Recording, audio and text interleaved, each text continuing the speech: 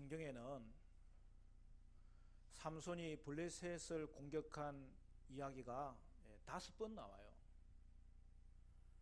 앞에서 우리는 삼손이 결혼식 피로연에서 수수께끼를 냈는데 거기에 지면서 그 모든 일들을 처리하기 위해서 블레셋 사람 30명을 죽이고 노량물을 얻어서 수수께끼 훈자들에게 주었던 이야기를 살펴보았습니다. 그리고 오늘 본문에는 이제 블레셋을 공격하는 3가지 사건이 연달아 나옵니다. 먼저는 장인이 자신의 아내를 다른 사람에게 준 것으로 인하여 그는 블레셋 사람들에게 분노하였고 이제 여우를 이용하여서 블레셋의 농작물에 큰 피해를 입힌 것입니다. 이에 대해서 블레셋은 어떻게 하죠? 보복하는 것이죠. 블레셋 사람들은 삼손의 장인과 아내를 죽이고 또 삼손은 그거에 대해서 다시 보복하는 그 일로 말미암아 블레셋 사람들 여러 명을 죽이게 됩니다. 그리고 그는 에담 바위 틈에 숨게 되었는데 유다 사람들이 삼손을 잡아서 인계함으로 그는 블레셋에 잡히게 되지만 그는 다시 그 자리에서 묶인 것을 풀고 블레셋 사람 1000명을 그렇게 죽이게 되는 것이죠. 사랑하는 성도 여러분, 우리가 이 모든 사건을 통해서 알게 되는 것은 삼손이 블레셋을 물리친 것이 모두 자신의 개인적인 원한을 풀기 위해서 행했던 행동이라는 거예요. 삼손은 이스라엘을 블레셋의 압제에서 구원하기 위해서 세운 하나님의 사사가 아닙니까? 그러나 그의 온 생애는 블레셋에 대하여 철저하게 복수하기 위해서 싸웠던 모습인 것을 오늘 본문이 집중적으로 보여주고 있다는 것입니다. 여러분, 이것은 삼손이 마지막 죽을 때의 모습에서도 똑같이 나타나는 현상이에요. 그러나 오늘 본문은 시작은 암울하지만 끝은 굉장히 은혜롭습니다. 왜 그래요? 삼손의 생애에서 단 한 번 그가 하나님과의 바른 관계를 맺었던 장면이 오늘 본문에 나옵니다. 삼손의 생애에서 예외적으로 그가 하나님을 찾고 하나님을 부르짖음으로 말미암아 그가 하나님께 은혜를 입는 것을 볼 수 있어요. 우리 핵심적인 구절부터 확인하고 들어갈까요? 18, 19절 말씀 보시겠습니다. 18, 19절 말씀 우리 같이 한번 읽어볼까요? 18, 19절 시작. 삼손이 심히 목이 말라 여호와께 부르짖어 이르되 주께서 종의 손을 통하여 이 큰 구원을 베푸셨사오나 내가 이제 목 말라 죽어서 할례 받지 못한 자들의 손에 떨어지겠나이다 하니 하나님이 레이에서 한 우묵한 곳을 터뜨리시니 거기서 물이 솟아 나오는지라 삼손이 그것을 마시고 정신이 회복되어 소생하니 그러므로 그 샘 이름을 엔하꼬레라 불렀으며 그 샘이 오늘까지 레이에 있더라. 뭐라고 이야기합니까? 삼손은 그가 힘이 있을 때 하나님 찾지 못했지만 그가 사막을 헤매며 목이 말라 죽게 되었을 때 그는 하나님을 의지할 수 있었고 하나님을 부를 수 있었고 바로 그가 하나님을 의지하며 부를 때에 인생의 전성기를 맞이할 수 있었다는 것을 보여주는 것이죠. 사랑하는 성도 여러분, 성도는 하나님을 부를 때에 회복됩니다. 성도는 하나님을 부를 때에 살 수 있어요. 성도는 하나님을 부를 때에 구원을 받고 쓰임받는 복된 인생으로 살아가게 되는 것이죠. 사건의 시작은 이렇습니다. 삼손은 수수께끼 사건으로 인하여 블레셋에게 복수하였죠. 그리고 화를 낸 이후에 결혼식을 마무리하지 않고 그곳을 떠나버렸어요. 그러나 한참 후에 다시 그의 아내를 찾으려고 딥나로 내려갑니다. 그런데 장인이 어떻게 합니까? 2절부터 보면 그렇게 되어 있죠. 이르되 내가 그를 심히 미워하는 줄 알고 그를 내 친구에게 주었노라. 그의 동생이 그보다 더 아름답지 아니하냐. 청하노니 너는 그를 대신하여 동생을 아내로 맞이하라 하니 삼손이 그들에게 이르되 이번은 내가 블레셋 사람들을 해할지라도 그들에게 대하여 내게 허물이 없을 것이니라 하고. 여러분,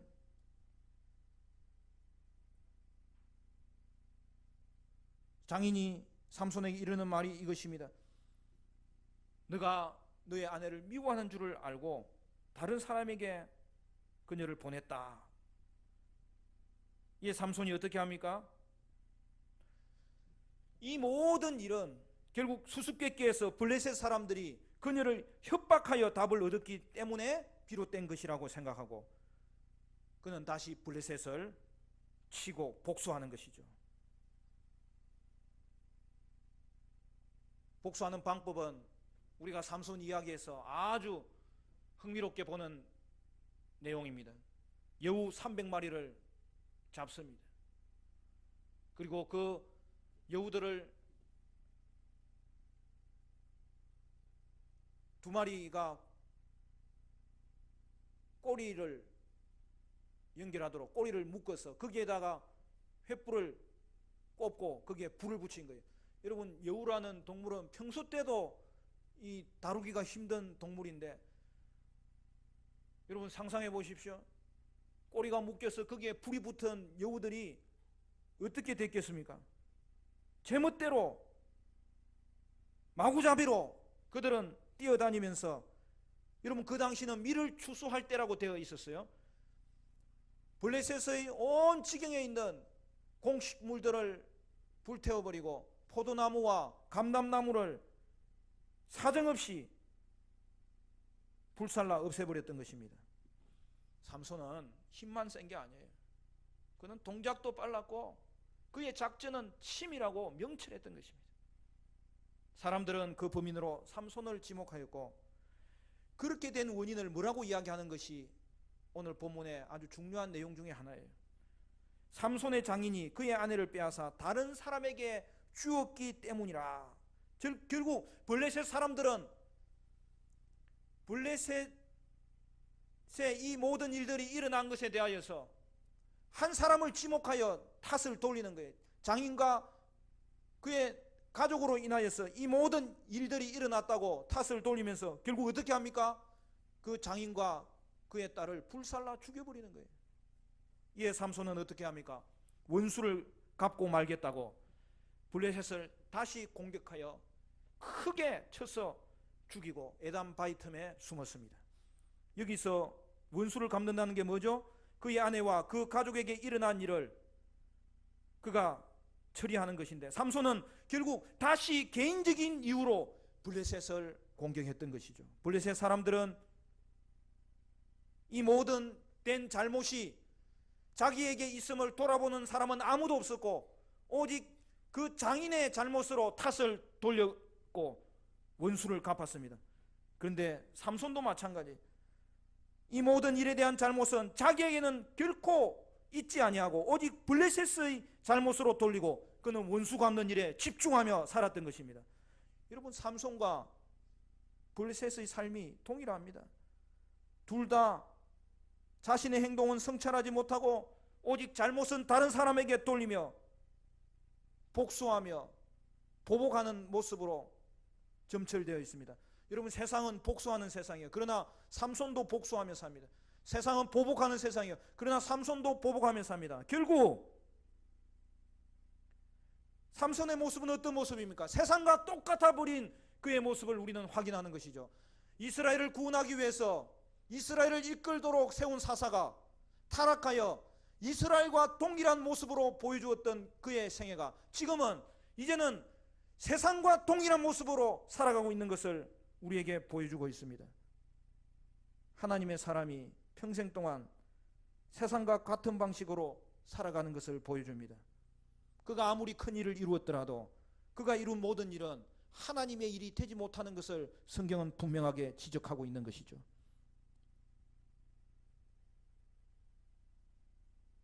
그리고 9절 말씀이 등장합니다. 이에 블레셋 사람들이 올라와 유다의 진을 치고 레히에 가득한지라.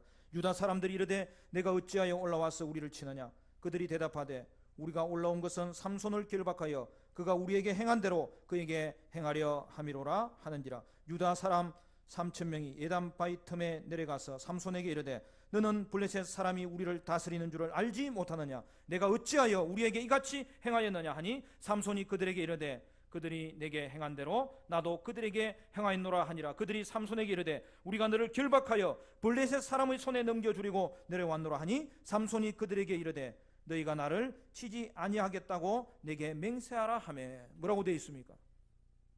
블레셋 사람들이 삼손의 일로 말미암아 유다 땅 레히에 진을 쳤다는 거예요. 여러분, 이 진을 쳤다는 말은 군사적인 용어예요. 당시에도 블레셋은 이스라엘을 다스리고 있었어요. 그러나 삼손의 일로 지금 블레셋이 행한 일은 군사적인 점령을 했다는 거예요. 그곳을 침략하고 사람들을 죽이고 짓밟는 과정을 오늘 본문이 소개하고 있는 것입니다. 이에 이유가 뭐냐고 물었겠죠. 이제 이유를 알게 된 유다 사람들은 어떻게 합니까? 그들은 군사 3,000명을 이끌고 삼손을 잡기 위해서 예단 바위로 올라가고 있는 것입니다. 사랑하는 성도 여러분, 삼손이 블레셋을 물리쳤다는 소식을 들었으면 그에게 감사해야 되는 것 아닙니까? 그러나 유다 사람들은 세상과 평화롭게 지내는 일에 삼손이 방해되었던 거예요. 이제는 삼손, 하나님이 보낸 구원자를 제거하기 위해서 그들은 하나님의 구원자와 싸우고 있는 것이죠. 세상과의 평화를 위해서 하나님의 사람을 없애버리려고 하는 거죠. 다행히 유다 사람과 싸우기를 원치 않았던 삼손은 자기를 잡아서 넘기는 조건으로 유다 사람들에게 잡힙니다. 유다 사람들은 어떻게 하죠? 오늘 본문 뒤에 나오는 내용을 보면 새 밧줄 2개로 그를 단단히 묶어 블레셋에 인계하였다는 말이에요. 그 말은 무슨 말입니까? 새로운 밧줄이라는 것은 단단한 밧줄이에요. 그것도 2개를 묶었다는 것은 완벽하게 결박하여서 이스라엘에게 넘겼다는 것이죠. 그 일을 본 블레셋 군사들은 환호를 외칩니다. 승리의 함성을 전지릅니다. 그런데 그것도 잠깐, 그때 뭐가 임하지요? 하나님의 영이 삼손에게 임합니다. 그 결과는 어떻게 되죠? 하나님은 그에게 힘을 주시는데 삼손은 그가 묶여져 있던 새 밧줄의 2줄을 불에 탄 삼배가 끊어지듯이 끊어버리는 거예요. 그리고 옆을 쳐다보니까 죽은 지 얼마 되지 않은 그 낙타의 턱뼈가 있는 것을 보고 그것을 잡고 블레셋을 공격하기 시작하는데 칼과 창으로 무장한 블레셋은 턱뼈 하나로 무장한 삼손과 대항하여서 그들은 1,000명이나 죽어버리는 놀라운 사건이 이루어집니다. 우리는 이 장면을 볼 때마다 너무나 흥미롭고 통쾌하고 멋진 승리임에 틀림이 없습니다. 그런데 우리는 이 사건을 면밀히 살펴볼 때마다 너무나 암울한 모습인 것을 살펴볼 수 있습니다. 그것은 무엇입니까? 삼손은 또 하나님의 규례를 어긴 거예요. 죽은 지 얼마 안 되는 그 시체의 턱뼈를 그가 잡고서 하나님의 영이 그렇게 충만하게 임하였음에도 불구하고 그 하나님의 영의 능력을 적절치 못한 방법으로 사용하여서 적군을 이겼던 것이죠. 그는 하나님의 영의 권능으로 쓰임받으면서도 하나님의 규례를 어기는 방법으로 늘 살았던 사람입니다. 오늘 본문에는 이름이 많이 등장해요. 그런데 이 이름이 등장하는 것이 성경에 굉장히 재미나는 장면을 연출합니다. 여러분, 이스라엘과 삼손과 블레셋이 지금 싸우는 장소가 어디라고 그랬어요? 레히라고 그랬어요. 이 레히라는 말과 특별하는 말도 이스라엘 말로 레히예요. 우리나라 말도 같은 발음으로 다른 뜻이 있는 게 많잖아요. 바다에 떠다니는 것도 배고 우리가 맛있게 먹는 것도 배죠. 이게 레히라는 지명과 특별하는 이 용어가 발음이 같은 거예요. 성경은 같은 단어를 사용하면서 삼손의 모습을 고발하고 있는 거예요. 그 말은 무엇입니까? 레위에서 그 기막힌 승리를 이루었던 그 삼손의 모습은 그는 특별을 가지고 레위에서 승리했다는 걸 보여주는 거예요. 그리고 그 뒤에 이제 그는 이 모든 일을 마치고 노래를 부릅니다. 그 노래의 내용은 뭡니까? 여러분 16절에 보면 나귀의 특별로 한 더미 두 더미를 쌓았으며 나귀의 특별로 내가 1000명을 죽였도다. 여기도 여러분 이 나귀라는 말과 더미라는 말이 동음 이의 어입니다. 같은 발음이에요. 결국 여러분 이 삼손의 노래가 무슨 노래였다는 걸 보여주는 거예요. 그는 하잘것없는 특별로 한 더미도 아니고 두 더미의 시체를 쌓을 정도로 나는 일을 해냈다고. 결국 그는 자기 자랑의 노래를 지금 부르고 있는 것입니다. 이 노래에는 그 어디에도 하나님은 없는 것입니다. 그러나 사랑하는 성도 여러분, 그 이후에 사건이 급변합니다. 어떻게 된 일인지 삼손은 목이 말라 하나님을 찾습니다. 17절에 그렇게 되어 있죠. 그가 말을 마치고 특별을 자기 손에서 내던지고 그곳을 라맛 레이라 이름하였더라. 삼손이 심히 목이 말라 여호와께 부르짖어 이르되 주께서 종의 손을 통하여 이 큰 구원을 베푸셨사오나 내가 이제 목말라 죽어서 할례 받지 못한 자들의 손에 떨어지겠나이다 하니. 뭐라고 말합니까? 여러분 여기에 또 재미나는 단어가 등장하는데 카라라는 단어가 계속 반복돼요. 여러분 이것은 성경이 우리에게 무엇을 가르쳐 주는지를 보여주는 거예요. 여러분 카라라는 말은 부르다는 뜻이에요. 삼손은 자신의 승리를 자축하면서 그곳의 이름을 뭐라고 불렀다는 거예요? 라맛 레히, 특배의 산, 특배의 더미를 이루었다고 이름하였습니다. 여기서 이름하였다는 말이 카라, 불렀다는 말입니다. 그런데 그가 자신만만해서 자기 자랑의 노래를 부른 바로 그 이후에 광야를 조금만 헤매도 죽을 수밖에 없어서 목말라 불타는 심정으로 그가 하나님을 찾고 하나님이 구원해 주시기를 바라며 하나님께 부르짖었다고 되어 있습니다. 여기서 부르짖다는 말도 카라, 부르다는 말입니다. 결국 17절에서 삼손은 자기 자랑의 노래를 부르고 자기 자랑을 위해서 그 지역의 이름을 짓던 자였던데, 그러나 그가 18절에서 반전을 일으킵니다. 뭐라고요? 삼손은 하나님의 구원을 부르짖는 자로, 그는 하나님 앞에 자신의 자리를 회복하는 자로 서 있는 걸 볼 수 있습니다. 자기 자랑의 이름을 짓던 자는 자기 자랑의 이름으로 그 땅을 라맛 레이라고 부르던 자는 자기의 인생을 스스로 독립하여 살고 주도적으로 살던 사람의 모습이었습니다. 그러나 18절에 하나님의 구원을 부르는 자는, 하나님의 구원을 위해서 하나님께 부르짖는 자는 나는 내 능력으로만 살 수 있는 존재가 아님을 깨닫고 하나님을 의존하는 사람이 된 것이죠. 그래서 그에게 나오는 첫 고백이 뭐예요? 이제야 삼손은 자신의 승리를 하나님이 베푼 구원이라고 다시 수정하여 고백하였던 것이고, 바로 삼손은 바로 이 위급한 지경에 처해서야 하나님을 생각할 수 있었던 것이죠. 그러나 여러분, 이것이 삼손에게는 기회입니다. 오늘 우리의 삶도 마찬가지예요.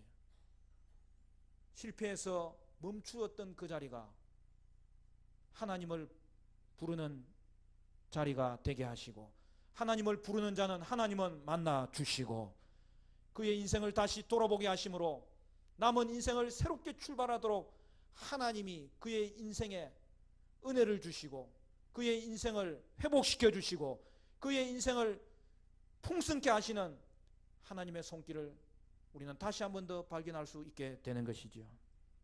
사랑하는 성도 여러분, 우리는 삼손 이야기에서 언제나 한번 하나님께 바르게 쓰임받을까 기대를 내려놓지 못하다가 그래도 삼손은 죽을 때에 제대로 쓰임받고 죽은 것 아닌가 그렇게 생각하기 쉬운데 그렇지 않아요. 나중에도 살펴보겠지만 삼손은 그의 죽음도 철저하게 하나님 생각에서 행한 것이 아니라 자신의 원수 갚는 일을 위해서 그는 써버린 그러한 모습의 사람입니다. 그러므로 삼손의 마지막 죽음은 그의 인생의 절정이 아니에요. 오늘 삼손의 인생의 절정은, 그의 전성기는 바로 오늘 본문이에요. 그가 하나님을 찾았을 때에, 그가 하나님을 불렀을 때에, 그가 하나님께 부르짖었을 때에 하나님은 그를 만나 주셨고 그는 회복되었고 생기를 얻어서 새로운 방향을 설정하고 출발할 수 있게 된 것이지요. 이후에 삼손의 삶은 어떻게 되었을까? 우리의 기대를 가지게 합니다. 물론 우리는 끝까지 압니다. 그러나 한 번 회복되었을 뿐 하나님이 주신 기회를 계속 선용하지 못했어요. 그러나 오늘 우리는 삼손같지 않은 자로서 이 말씀을 바라보아야 되는 것이죠.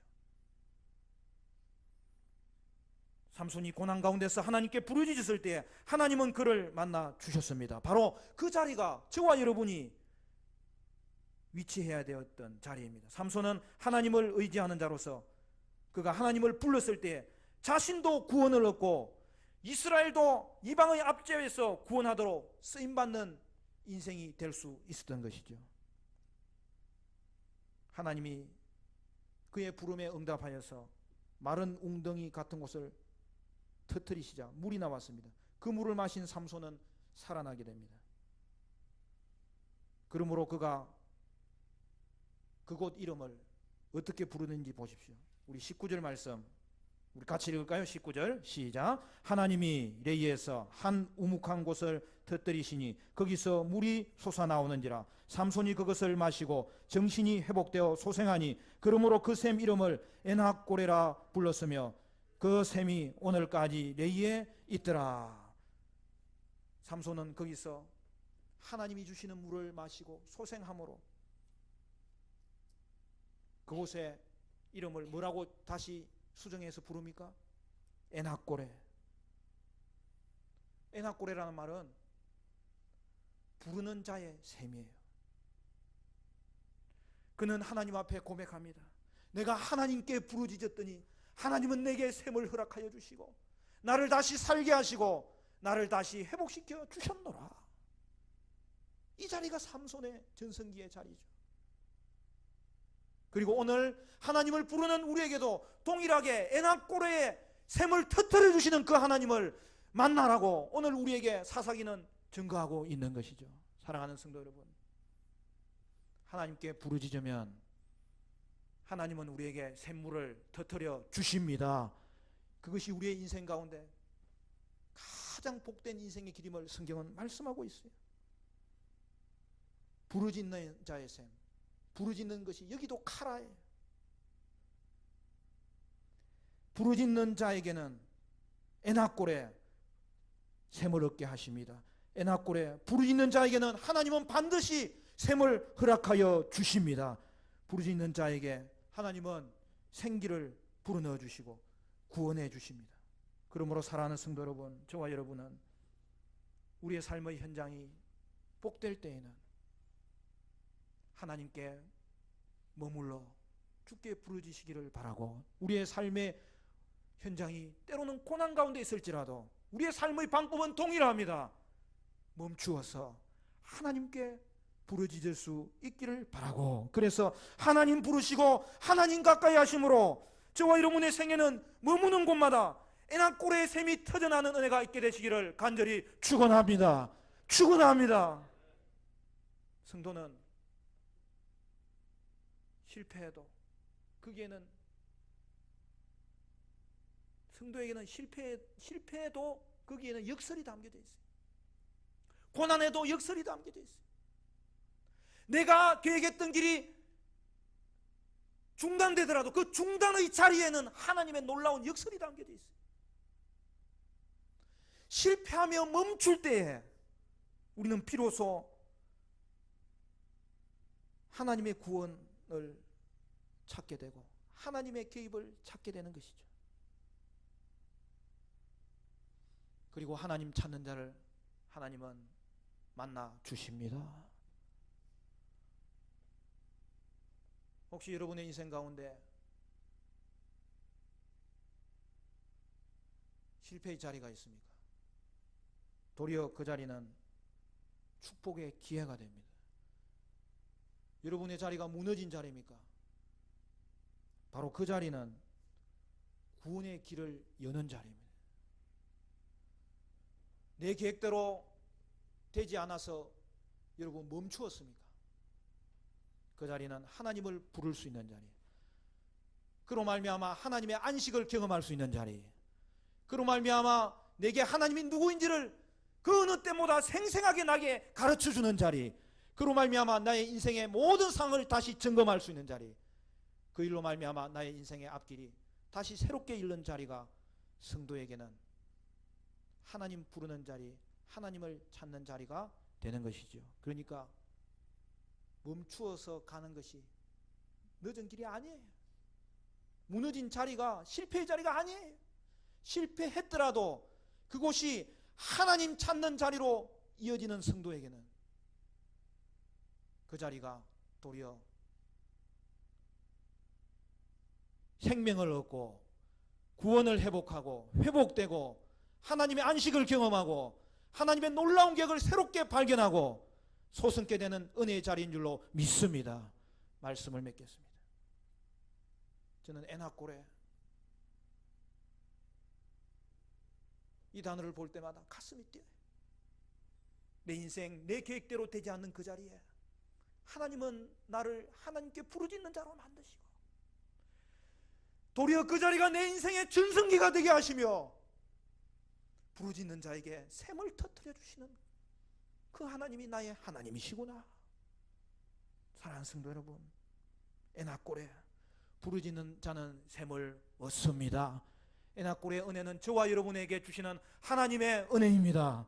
사랑하는 성도 여러분, 여러분은 하나님 의지하고 하나님 부르는 자리에 거하시기를 바라고, 실패를 통해서든지 아니든지 우리가 하나님 앞에 멈출 때에 우리는 인생의 전성기를 맞이할 수 있음을 다시 한 번 더 기억하여서 저와 여러분의 인생 가운데 에나골에 은혜의 샘이 흘러넘치는 복된 삶이 일어나시기를 주님의 이름으로 간절히 축원합니다.